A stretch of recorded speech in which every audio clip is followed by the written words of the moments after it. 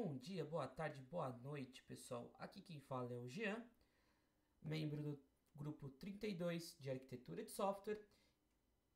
E hoje eu vim apresentar para vocês a quarta fase do projeto, tá? Aqui, primeiramente, vamos dar uma olhada nos pré-requisitos de entrega da quarta fase. Então, aqui, dentro do documento, ele coloca que precisa refatorar o nosso back-end em 3 microserviços no mínimo. Aqui ele dá algumas sugestões. Precisa ser obrigatoriamente ter 2 tipos de base de dados, um SQL e um NoSQL.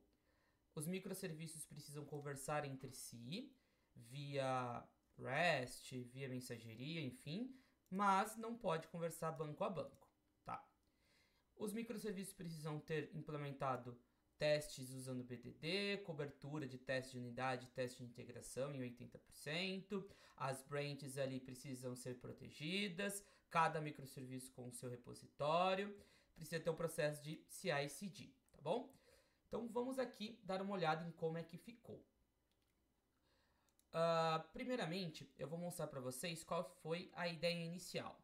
Então ali a gente tinha o nosso back-end, ele fazia todas as funcionalidades. Aqui nesse pequeno rascunho que eu estou mostrando para vocês, é o que eu e meu time ali começamos a pensar e a desenhar sobre as responsabilidades.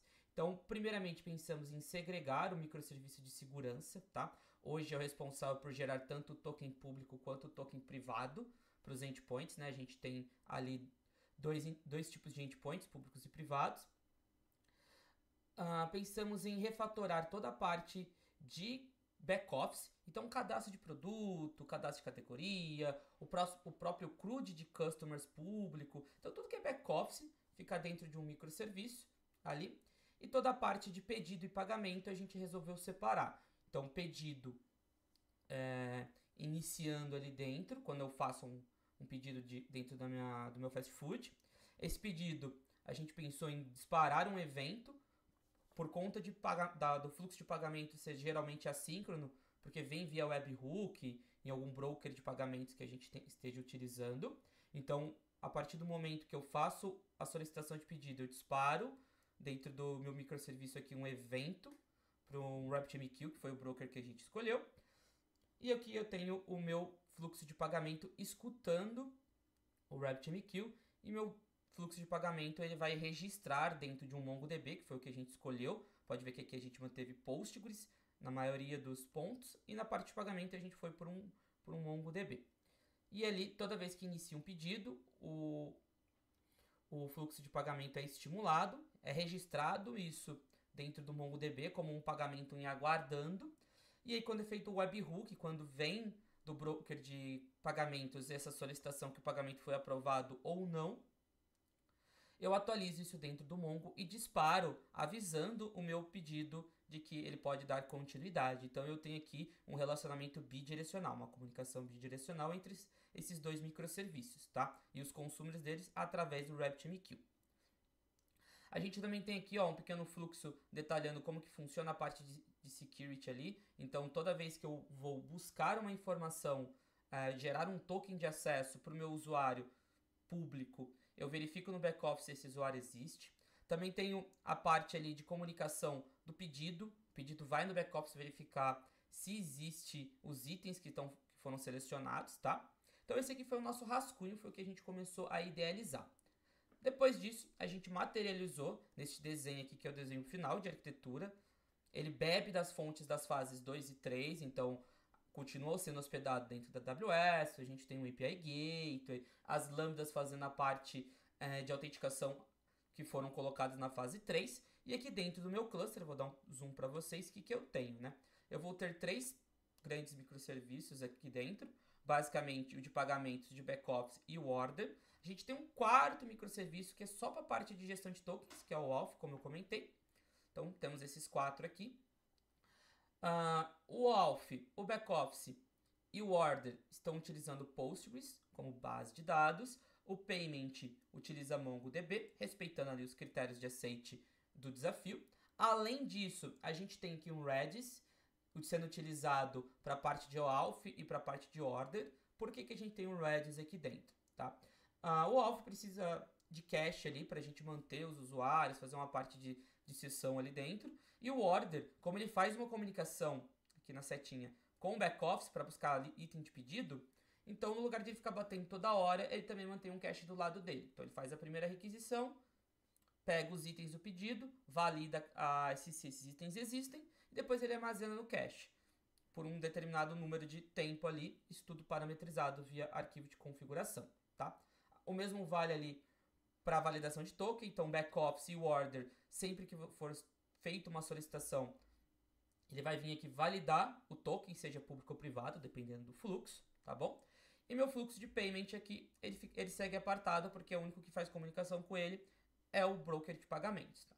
Ele recebe o estímulo, e aqui embaixo a gente tem uma comunicação entre o order e o payment via RabbitMQ. Então, o order publica o evento de pedido criado, o payment vai receber isso, iniciar um fluxo de pagamento. Quando ele receber o webhook, ele vai gerar aqui um evento de confirmação que aquele pagamento foi feito com sucesso ou falha, e aí o meu order vai receber isso e vai registrar aqui para dar continuidade, mudando o status ali de recebido para preparando, tá? Vou demonstrar isso dentro do código já, tá? Rodando. Então, essa é a nossa infraestrutura, nossa arquitetura de como foi desenhado. Agora vamos para a parte dos repositórios, tá? Aqui a gente tem os nossos 4 repositórios, beleza? O primeiro aqui que eu vou demonstrar para vocês é o do order. O que a gente tem aqui, tá? A gente tem um pequeno readme explicando os fluxos do order aqui dentro e alguns links de documentação. Cada microserviço, cada repositório tem um readme exclusivo dele, tá bom? Aqui eu tenho algumas bundles relacionados a alguns fluxos de pipeline que eu vou mostrar para vocês. Então aqui o nosso fluxo de pedidos, ele passou aqui no CodeKeal, que é para scanning de código, a parte de publisher do Docker e a parte do Sonar Cloud aqui que eu já vou mostrar para vocês, tá? Aqui na parte de actions, que é o nosso processo de CI/CD, aqui a gente tem aqui os últimos que eu acabei de rodar para essa demonstração, aqui através de merges. Então a gente tem aqui 3 pipes, um de code para verificar a vulnerabilidade do código, um de publisher no Docker Hub, tá bom? Das imagens, e um do SonarQube aqui dentro, tá? Indo para a parte de segurança das branches, eu tenho aqui o meu role set configurado, que impede que eu faça qualquer tipo de ação dentro da minha branch main, sem passar por um fluxo de pull request, tá bom? Então aqui eu tenho as minhas travas aqui dentro.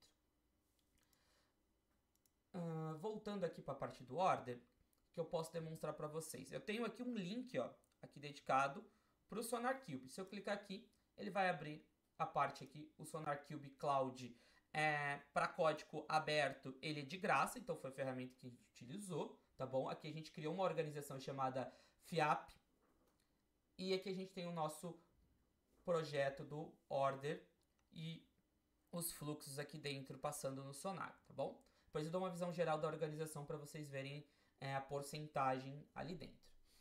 Indo agora para a parte do off, a gente tem basicamente a mesma coisa. Então aqui um fluxo, uma documentação simplificada do microserviço.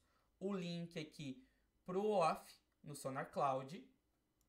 A parte do actions também. Então aqui a gente tem as últimas actions que passaram rodando, tá bom? Seguindo o mesmo processo, Publisher, Sonar Cloud e CodeQueue.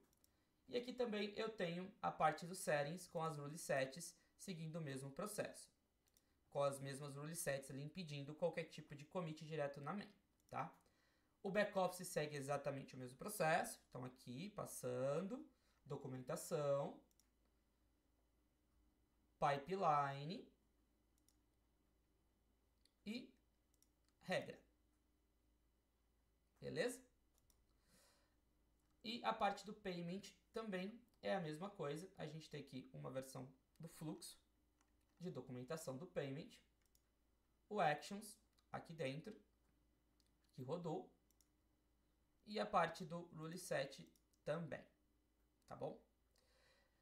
Bem, vocês podem estar se perguntando onde está toda a documentação que foi gerada na fase 3, tá bom? E na fase 2, essa documentação ela não se perdeu. Como a gente não tem mais um repositório central de back-end, criamos um repositório chamado wiki, S4wiki, tá? E dentro dele tem toda a documentação que a gente já gerou nas outras fases, com todos os links, toda a parte aqui dentro, mais as atualizações que são os novos desenhos e rascunhos aqui que eu demonstrei para vocês, beleza? Indo para a parte do Sonar, aqui na nossa organização, a gente tem aqui os nossos 4 projetos, tá? Podemos ver aqui que o projeto de Payment Gateway está com 90% de cobertura de código, o Backoffice está com 100%, o Order com 93% e o Auth com 100%, tá? Aqui para demonstrar para vocês, os nossos testes eles estão rodando aqui no fluxo do Sonar, tá bom? Então se eu abrir para vocês aqui o código, eu tenho aqui a parte do Build e Analyze aqui embaixo, tá? Então se a gente scrollar aqui, bem aqui embaixo, eu tenho aqui o fluxo dele rodando e colocando os testes, tá bom?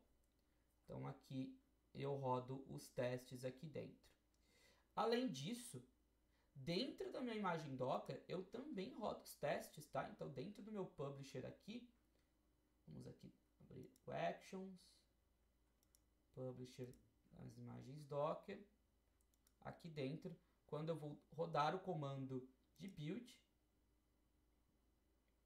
eu tenho aqui dentro das minhas imagens o comando para rodar os testes. Então quando ele builda, ele também testa, tá bom? Caso os testes estejam quebrando, ele nem gera imagem Docker. Bem, agora vamos para a parte dos repositórios, tá bom? Aqui, qual foi a divisão? Então, todos os nossos repositórios, eles vão ter uma pastinha chamada teste. O que eu tenho aqui dentro, tá? Eu tenho toda a parte de teste de stress, smoking test, que a gente já fez na fase 2, na fase 3, que a gente já gravou o vídeo mostrando. Além disso, a gente também tem a parte dos testes de BDD, tá? Então, aqui eu vou ter uma pastinha chamada BDD, a gente utilizou o Cucumber, e aqui a gente tem os steps ali com os cenários definidos ali dentro, beleza? Tá, agora vamos demonstrar para vocês que a gente também tem isso aqui nos demais repositórios. Então, pastinha search, eu também tenho aqui testes, BDD, tá? E aqui a parte do back-office também. Então, search, teste, BDD, beleza? Então aqui a gente tem os nossos carinhas com os testes do BDD aqui, utilizando o Cucumber ali dentro, beleza? Fora os outros testes de integração e testes de unidade, que são os que a gente roda para gerar a cobertura de código ali, tá bom? A título de curiosidade, este aqui é o nosso pipeline do Sonar Cloud, beleza? Então aqui, ó, eu rodo, dou um build e além disso eu passo a parte da onde vai gerar os arquivos ali de coverage, beleza? Aqui a gente tem isso e também, tá? Trabalhamos com 3 tecnologias aqui dentro do projeto. Então as lambdas são feitas em Go, eu expliquei isso no vídeo passado. Os 3 backends principais são feitos em Java e o back-end do Payment ele é feito utilizando .NET. E a gente tem também exatamente o mesmo processo. E ali a gente tem um pipeline customizado. Então, se a gente olhar aqui, dentro da parte do GitHub Actions, a gente tem um pipeline customizado aqui, rodando os testes. Então, a gente quis trabalhar com múltiplas linguagens e ali trabalhando com a parte de cobertura em cada uma delas, tá?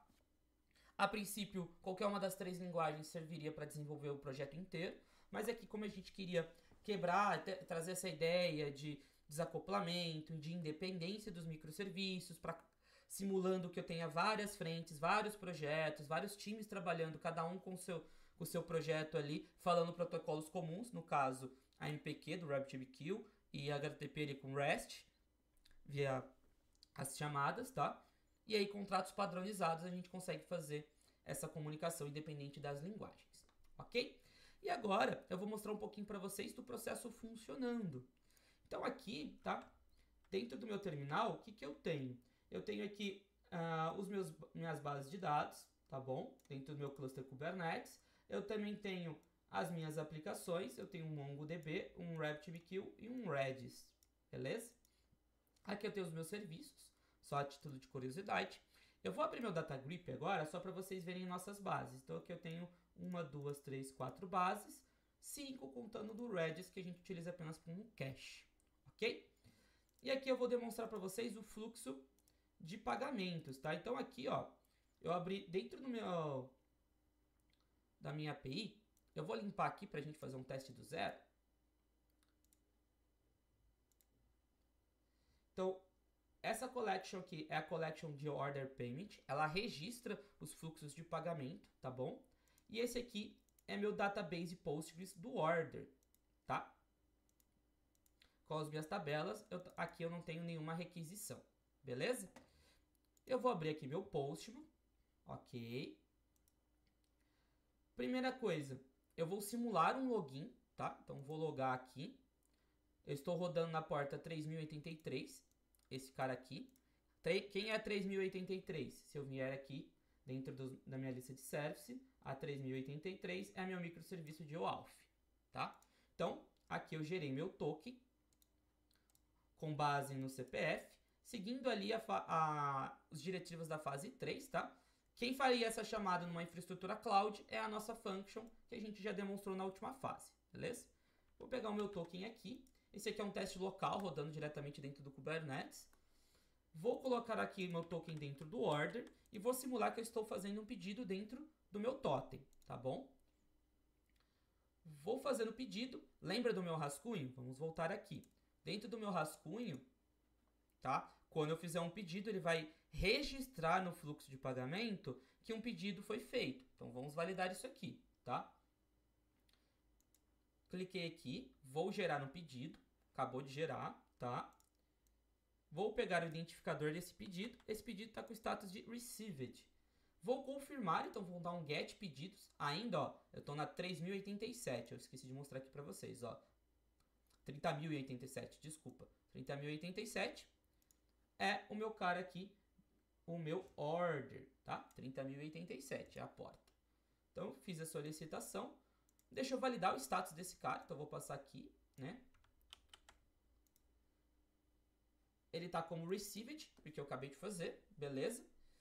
E vocês concordam que eu deveria ter gerado um evento dentro do meu RabbitMQ. Vamos dar uma olhada? Eu tô com o meu RabbitMQ aberto, tá? Ele tá rodando na porta 30.086, só para confirmar. Vamos dar uma olhada aqui, RabbitMQ, porta 30.086 é a 15.5672, que é a porta do management, beleza? Vamos dar uma olhada aqui, ó, no created e ver, ó, tá vendo? Acabei de ter um estímulo aqui dentro. Ele recebeu. Por que que não tem mensagem nenhuma aqui, ó, mostrando? Porque provavelmente já foi consumida. Vamos validar? Eu vou chegar aqui no meu DataGrip e agora eu vou dar um F5 aqui, ó, dentro da minha collection de order. E olha só, já tem um cara aqui. Então, o que acabou de acontecer? Eu fiz uma solicitação por microserviço do order, ele recebeu, do order, ele recebeu dizendo, fiz uma compra, porém, preciso aguardar o pagamento. Então, ele está com status de waiting. Ele comunicou via RabbitMQ, via mensageria para o fluxo de pagamento, falou, ó, existe um pedido que está aguardando o pagamento. Agora, eu vou vir aqui dentro do meu fluxo de pagamentos, tá? A porta é a 30.090, confirmando, 30.090 é a minha API de pagamentos. E agora eu vou vou registrar que esse pagamento foi feito. Vou pegar o ID de acesso desse cara. Ah, antes disso, só para mostrar o registro do request, ele fez aqui, ó. Ele tá como received. Então, na base do Postgres, que é a do order, tá received. Na base do payment, que é no MongoDB, tá waiting. Então, aqui eu tenho bancos totalmente segregados, comunicação via mensageria e status diferentes ali, porque cada um respectiva alguma coisa. O received, que eu recebi o pedido, e o waiting, que eu estou aguardando o pagamento em processos totalmente apartados, ok? Agora, vamos lá, vou pegar o código aqui. Vou vir aqui no meu fluxo de pagamentos, simular meu webhook. Vou passar o meu ID aqui, beleza? Deixa eu confirmar se eu copiei certo. Esse cara mesmo. E vou realizar o meu fluxo de pagamento. Ele já deu um accepted aqui. Se eu der um F5, ele trocou para aprovado, beleza? E se eu vir aqui no order request e der um F5, ele está como preparando. Ou seja, o meu microserviço de pagamentos recebeu o webhook dizendo que o pagamento foi com sucesso, atualizou a própria base, né? Uma base ali que ele mantém o acompanhamento dos pedidos, do pagamento dos pedidos, publicou no RabbitMQ. O meu microserviço de pedidos, de order ali, pegou o evento de update e aí alterou o status para preparando, ok? Se eu vier aqui e abrir, ó, tá vendo que eu tenho duas filas, eu tenho a do created e a do update, já tem as dead letters aqui. Se eu abrir a do update, eu também tive um estímulo aqui dentro que já foi consumido, tá? Se eu vier agora dentro da API e fazer o mesmo get order naquele ID, o status aqui não vai estar mais de received, ele vai estar de preparando, beleza? Bem, agora vamos dar uma olhada para ver como ficou a nossa estrutura de dados, tá? Aqui dentro do Data Creep, o que a gente tem? O Redis, como eu comentei, ele está sendo utilizado tanto para a parte de OAuth, do microserviço de OAuth, quanto na parte ali de order. Então aqui eu tenho o cache do auth e os caches do order aqui, underline order. Então para cada um dos produtos, eu tenho 4 aqui, e o próprio registro do customer order, esses caras aqui estão todos cacheados, beleza? Dentro do back-office, eu tenho aqui toda a parte de registro de customer, então o meu usuário, público, parte de categorias, parte de produtos e parte de imagens. Aqui no caso não tem nenhuma registrada. Então todos os produtos que são utilizados pelo microserviço de order, quando ele recebe o pedido, né, ele vem aqui validar através dos identificadores, beleza? O order aqui, a gente também tem a parte de requisição, que eu já mostrei para vocês, itens do pedido e o próprio histórico das requisições, que a gente mantém aqui as datas para fazer um tracking. Então isso aqui é uma base read-only ali, que a gente vai registrando passo a passo do histórico da alteração do pedido, tá? Então por todos os status que ele passa. Além disso, temos aqui a collection do Postman. Essa collection é aquela collection pública, tá bom, pessoal? Que a gente forneceu ali. Então, se a gente clicar aqui para dar uma olhada na documentação completa, ele vai mostrar aqui. Então, a gente tem toda a documentação do Postman aqui dentro gerada, que a gente já entregou na fase 2 e fase 3, tá bom? A nossa wiki aqui, como eu tinha comentado, dentro dela vai ter todas as informações, tudo que a gente já entregou, tá histórico aqui dentro, tá bom? E, além disso, a gente tem aqui a parte também do Kubernetes Infra Code. A gente também atualizou os arquivos ali de Terraform para contemplar os novos microserviços, tá bom? Então aqui a gente já abraça todas as coisas que foram alteradas dentro dos nossos repositórios, beleza? A título de curiosidade, a gente organiza nossas atividades através de boards aqui dentro do Azure DevOps, tá? Desculpa, do GitHub. Então aqui a gente tem alguns boards, tá? Temos o board da fase 4 com as nossas atividades. Então aqui a gente vai ter tudo que já foi fechado e os participantes, né? Bem, agora vamos passar pela parte de testes de BDD, beleza? Utilizando o Cucumber. Como eu comentei no início do vídeo, a gente fez alguns testes aqui. Os testes a gente separou nos 3 principais microserviços, tá? Então, o order, o auth e o backoffice, tá? Por que não o payment? Entendemos que o fluxo de order e payment está intrínseco ali, eles são interligados. Então, para a gente conseguir testar de ponta a ponta, a gente centralizou a jornada, as features ali, os cenários do order junto com o payment, tá bom? Aqui eu tô com o meu projeto aberto, Feature Order, e eu tenho alguns testes, tá bom? Alguns cenários aqui dentro. Eu vou rodá-los para a gente validar se está tudo funcionando. Então eu tenho o cenário de registrar um order, onde o cliente não é informado, registrar um order com o cliente informado, confirmar pagamento, verificar se o order está pronto e se está completado, tá? Rodando aqui, ele vai subir toda a aplicação, tá? Esses testes estão apontando para o Kubernetes, então a gente pode ver aqui a porta 30.083 aparecendo algumas vezes na parte da autenticação. São as portas ali que eu utilizei para fazer os testes que eu demonstrei para vocês funcionando via Postman, tá bom?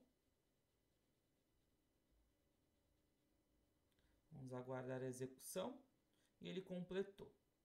Então, todos os nossos cenários de teste de BDD dentro do Order estão funcionando.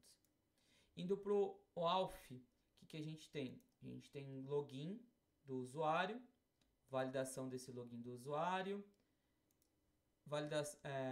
login com token inválido, gerar login a partir de usuário não registrado e utilizar ali, criar o login de um usuário back-off, que é aquele usuário administrativo dos endpoints privados que a gente comentou na fase 2, tá? Vou clicar aqui para rodar, para a gente validar que está todo funcionando.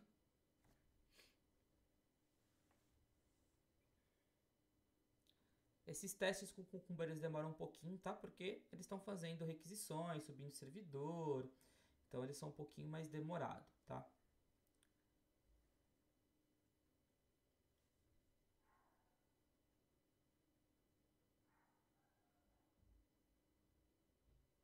Beleza, testes rodando e concluídos, tá? Demorou um segundo ali. E agora vamos para os testes do back-office. O que a gente tem aqui? Registrar um novo cliente, procurar esse cliente novo, que é geralmente o endpoint utilizado ali para todo o fluxo de autenticação. Ele valida se o cliente existe dentro do back-office e registrar um produto novo. Então, vamos rodar aqui.